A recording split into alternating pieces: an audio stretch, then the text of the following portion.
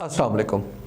Supreme court نے پنجاب اور خیبر پختونخوا میں نئے انتخابات کے حوالے سے فیصلہ تو کر دیا، لیکن ان سازشوں کا کیا کیا جائے جو آج بھی اسلام آباد اور اس کے گرد و نواح میں جاری ہیں۔ ہر قسم کے اکابر سر جوڑے بیٹھے ہیں کہ آخر سپریم کورٹ کے اس فیصلے کا توڑ کیسے کیا جائے۔ ایک طرف سے آواز آتی ہے پیسے نہیں ہیں اس لیے الیکشن نہیں ہو سکتے، ایک مشورہ آتا ہے چیف الیکشن کمشنر سے استعفیٰ دلوا دیا جائے، کہیں سے کہا جاتا ہے عمران خان کی نااہلی کا بندوبست کیا جائے، کوئی خاموشی سے ساتھ والے کے کان میں کچھ کہتا ہے، وہ اگلے کو سرگوشی کرتا ہے، پھر ایک بات اجلاسوں کی صدارت کرنے والوں کے سامنے پرچی کی صورت میں رکھی جاتی ہے، اجلاس کے خاتمے کا اعلان ہوتا ہے اور پھر سے اکابر کو ساتھ والے کمرے میں اکٹھا کر کے سر جوڑ لیے جاتے ہیں۔ جب سے سپریم کورٹ نے ان دو صوبوں کی اسمبلیوں کے دوبارہ انتخابات کا کہا ہے، سر جوڑنے کی یہ مشق اسلام آباد اور گرد و نواح میں بلا مبالغہ درجنوں بار دہرائی جا چکی ہے۔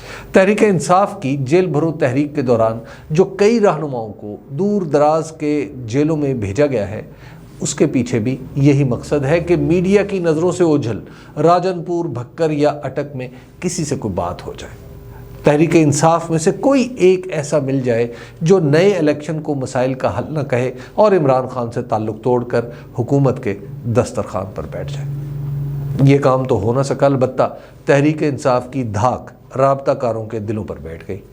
رہی زئی کسر راجن پور میں محسن لغاری نے تحریک انصاف کے ٹکٹ پر قومی اسمبلی کا الیکشن جیت کر پوری کر دی۔ اب ایک بے پایہ خوف ہے جو مجموعہ حکومت کو لرزائے دے رہا ہے اور اس کے سہولت کاروں کو دہلائے چلا جا رہا ہے۔ جہاں تک موجودہ حکومت کے سیاسی بازو کا تعلق ہے تو اس کا خوف محض یہ نہیں کہ اسے انتخابات میں شکست ہو جائے گی، اس کا اصل ڈر عمران خان کے حکومت میں آنے کے بعد گرفتاریوں سے متعلق ہے۔ بہت سے وہ لوگ جو عمران خان کی حکومت میں اتحادی تھے، اب پی ڈی ایم کے عناصر اربعہ کو الیکشن کے بعد ان کے بے رحمانہ احتساب سے ڈرا رہے ہیں۔ وزیر اعظم سمیت سب کو یہ بتایا جا رہا ہے کہ حکومت بدلتے ہی ان کے لیے ہتھکڑیاں اور جیل تیار ہے، کیونکہ تحریک انصاف اقتدار میں آتے ہی اپنے مخالفین کے خاتمے پر کمر کس لے گی۔ اس کے لیے نیب کا نیا قانون بنایا جائے گا جس کے تحت ایک بار پھر سب اندر ہو جائیں گے۔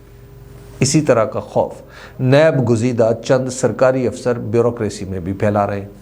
احد چیمہ اور فواد حسن فواد کی مثالوں سے سمجھایا جا رہا ہے کہ جیسے ہی عمران خان حکومت میں آئیں گے وہ ان افسروں کو نکال دیں گے جن کے نام ان فہرستوں میں شامل ہیں جو تحریک انصاف نے پہلے سے ہی تیار کر رکھی ہیں۔ گویا خوف کی ایک فضا ہے جس نے موجودہ حکومت کے ہر قسم کے اجزائے ترکیبی کو شل کر کے رکھ دیا ہے۔ ایسے میں ان سے کوئی معاشی فیصلہ ہو پا رہا ہے، نہ سیاسی طور پر کوئی خیال سوچ رہا ہے۔ وہی پرانی چالیں ہیں کہ کسی کی آڈیو آ جائے یا سیاق و سباق سے ہٹا کر کسی کی کوئی بات اچھال دی جائے۔ عمران خان کے خوف سے ترساں اس حکومت پر ایسا لرزہ طاری ہے کہ سپریم کورٹ کے الیکشن کرانے کے واضح حکم کے باوجود بھی وزیر قانون جناب اعظم نذیر تارڑ ایسی تشریح کرتے ہیں کہ ان کی مثالی فراست پر بھی شک ہونے لگتا ہے۔ دو صوبوں میں الیکشن کی التوا کے لیے جو آخری حربہ سوچا گیا، اس کے لیے حکومتی ماہرین قانون دستور کے 6 آرٹیکلز پر مبنی 10ویں باب کا مطالعہ کر رہے ہیں جو ملک کے کسی حصے میں مکمل یا اقتصادی ایمرجنسی لگانے سے متعلق ہے۔ اس باب کے آرٹیکل 232 سے لے کر 238 تک میں یہ گنجائش موجود ہے کہ وفاقی حکومت قومی اسمبلی اور سینٹ کی منظوری کے بعد کسی صوبے میں بنیادی انسانی حقوق معطل کر کے اس صوبے کے انتظامی اختیارات صدر کے نام پر خود سنبھال لے اور قانون سازی کے اختیارات وفاقی مقننہ کو منتقل ہو جائیں۔ دستور میں ایمرجنسی کی گنجائش ظاہر ہے ہنگامی صورتحال کے لیے رکھی جاتی ہے۔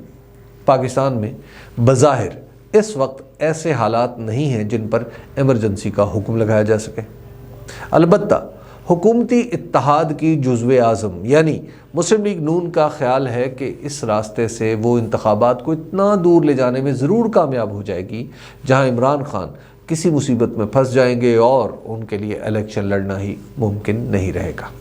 کچھ اسی طرح کا خیال ان کا بھی ہے جن کی مقناطیسی کشش نے کباڑ کے لوہے کو اپنے ساتھ چپکا کر موجودہ شکل دے رکھی ہے۔ عمران خان پر جان لیوا حملہ ہو چکا، اب ان کی نااہلی کی کوشش جاری ہے۔ یہ دونوں کوششیں بتانے کے لیے کافی ہیں کہ پاکستان کے ریاستی نظام کے سبھی کل پرزے انہیں دوبارہ حکومت میں آنے سے روکنے کے لیے کسی بھی حد تک چلے جائیں گے۔ گویا ایک طرف نظام ہے اور دوسری طرف تحریک انصاف۔ نظام میں جو شخص جتنی اونچی کرسی پر ہے وہ عمران خان کے خلاف اپنی پوری طاقت بروئے کار لا رہا ہے۔ سوال یہ ہے کہ کیا اس طرح عمران خان کا راستہ روکا جا سکتا ہے؟ اس کا جواب ہے نہیں۔ لیکن یہیں سے ایک اور سوال ابھرتا ہے کہ کیا واقعی عمران خان اقتدار میں آ کر اپنے سبھی مخالفین کو جیلوں میں ڈال دیں گے؟ یہ وہ سوال ہے جس کا جواب عمران خان کو دینا ہے۔ اب یہ فیصلہ انہیں اور ان کی جماعت کو کرنا ہے کہ انہوں نے اقتدار میں آ کر ملک کو مصیبت سے نکالنا ہے یا اپنے مخالفین پر ملک کی زمین تنگ کرنی ہے۔ اگر تو عمران خان اور ان کے ساتھی واقعی ملک کو مشکل سے نکال کر اسے ترقی کی شاہراہ پر لانا چاہتے ہیں تو اس کے لیے انہیں اولاً باقاعدہ منصوبہ بندی کے ساتھ دن رات کام کرنا ہوگا۔ ثانیاً ہر ادارے کو یہ پیغام دینا ہوگا کہ ان کے ساتھ جو کچھ ہوا وہ معاف کرنے کے لیے تیار ہے، اور ثالثاً انہی لوگوں کو یہ بتانا ہوگا کہ ماضی کی خطاؤں کے کھاتے کھولنے سے زیادہ اب وہ مستقبل کی منزلوں کی جستجو میں ہے۔ یہ معمولی کام نہیں، اتنا بڑا کام ہے کہ جنوبی افریقہ کے نیلسن منڈیلا تاریخ میں صرف اسی لیے زندہ ہیں کہ انہوں نے خود پر گزری صعوبتوں کا کسی سے حساب نہیں لیا۔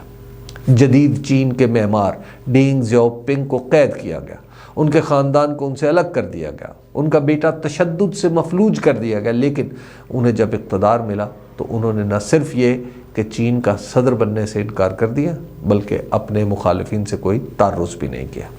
اپنی پوری توجہ چین میں اصلاحات پر مرکوز کر لی اور اپنی سوئی ہوئی قوم کو جگا کر دنیا کے لیے مثال بنا ڈالا۔